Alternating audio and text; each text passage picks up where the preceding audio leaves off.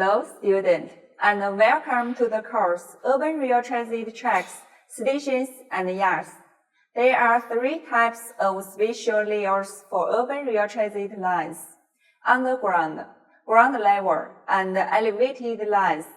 In this section, we will delve into the construction methods, barrier depths, and cross-sectional designs of underground structures.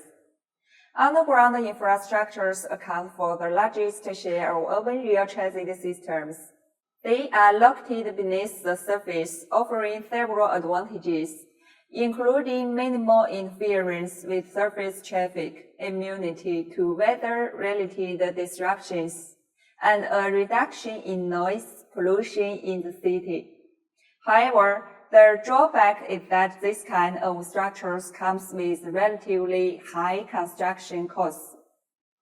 The construction methods for underground structures are divided into open-cut structures, cut and cover structures, and structures constructed using special methods. When there is sufficient surface space in urban areas, open-cut construction is cost-effective but involves significant earthwork and can disrupt surface traffic. The cut and cover method includes shared tunneling, mining method, and NATM, which stands for the New Australian Tunneling Method. Shared tunneling with TBM is a specialized construction technique for tunneling through soft ground, where the tunnel boring machine serves both as a construction tool and a robust temporary support structure, with excavation and lining work conducted within the protective shield. The mining method is based on traditional structural mechanics and assumes conditions vastly different from the actually tunnel working environment. It requires substantial steel and timber for temporary support, involves high labor intensity, and often operates in challenging construction conditions. Consequently, in recent years, it has gradually been replaced by the NATM. NATM is based on modern rock mechanics. Its fundamental premise is that the surrounding rock not only bears the tunnel's load, but is also part of the load-bearing structure itself. In other words, the surrounding rock inherently possesses load-bearing capacity. This load-bearing capacity can only be realized through the deformation of the surrounding rock. Therefore, after tunnel excavation, the NATM allows for controlled deformation of the surrounding rock while limiting the extent of deformation to prevent excessive relaxation or collapse of the rock mass. Ideally, the support structure should be flexible enough to deform in harmony with the surrounding rock. Special construction methods include the immersed tube method and the jacking method. The immersed tube method involves prefabricating tunnel sections in segments with temporary watertight seals at both ends of each section. During construction, the tunnel sections are floated to the tunnel axis, lowered into a pre-excavated trench, and all sections are connected underwater. The temporary watertight seals are then removed and the trench is backfilled to protect the sunken sections. Finally, tunnel interior facilities are installed to create a complete underwater passage.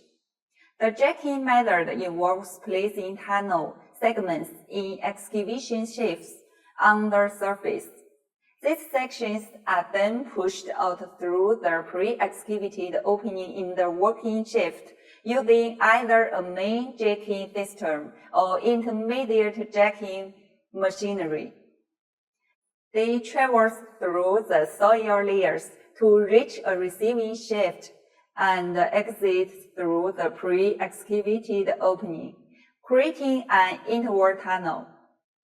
Urban rail transit lines underground structures can be categorized into shallow buried and deep buried structures based on their burial depths.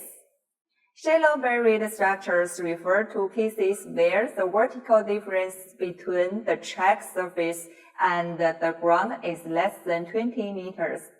Typically, open-cut construction with a rectangular cross-section is used for shallow buried structures.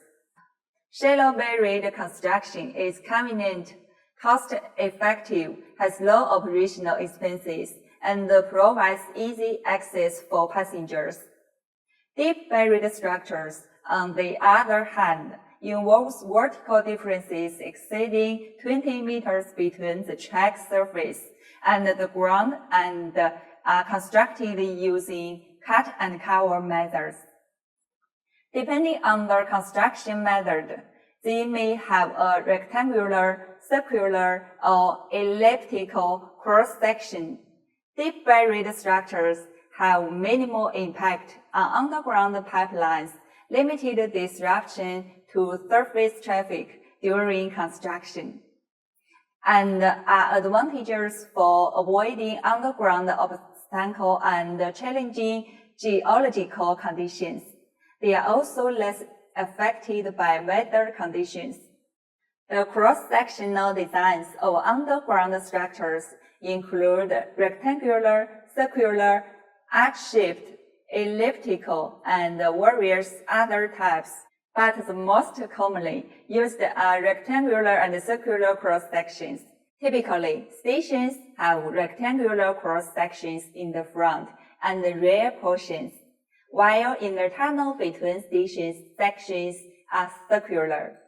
The inner diameter of circular tunnels is generally around 5.5 meters and is assembled from 6 reinforced concrete segments to form a ring. Rectangular tunnel sections for a single track typically have a clear width of about 4.3 meters and a height of 5 meters. For double track tunnels, the clear width ranges from 9.5 to 14.5 meters, and they are constructed using cast-in-place reinforced concrete structures. Due to the prevalent use of shield tunneling in tunnel construction, a high station low tunnel section longitudinal cross-section is often employed where feasible. This design can save station construction costs, mitigate conflict with underground pipelines and structures, and provide benefits such as energy savings and reduced tunnel temperature rise. As shown in the diagram, the high station low tunnel section longitudinal cross-section allows for uphill braking when trains enter the station and downhill acceleration when they exit, which is energy efficient and reduces tunnel temperature rise. To address drainage concerns in the lowest point of the tunnel sections, connecting passages are usually designed, and the drainage pump rooms are installed between the up-track and down-track tunnels to remove leakage and accumulated water from the tunnel section. Underground stations often have a rectangular cross-sectional design. Depending on the number of levels, underground stations can be categorized into 3 types: single level, double level, and triple level structures. Among these, the majority are double level structures, consisting of a concourse level and a platform level. Single-level structures are used when underground stations are closer to the surface or elevated railway lines due to their shallower burial depths. Some stations adopt a triple-level structure to facilitate transfers between lines when necessary. Alright, that's the end of this lesson. The objective of this session was to understand the construction methods, burial depths, and cross-sectional designs of underground structures. Thank you for your attention.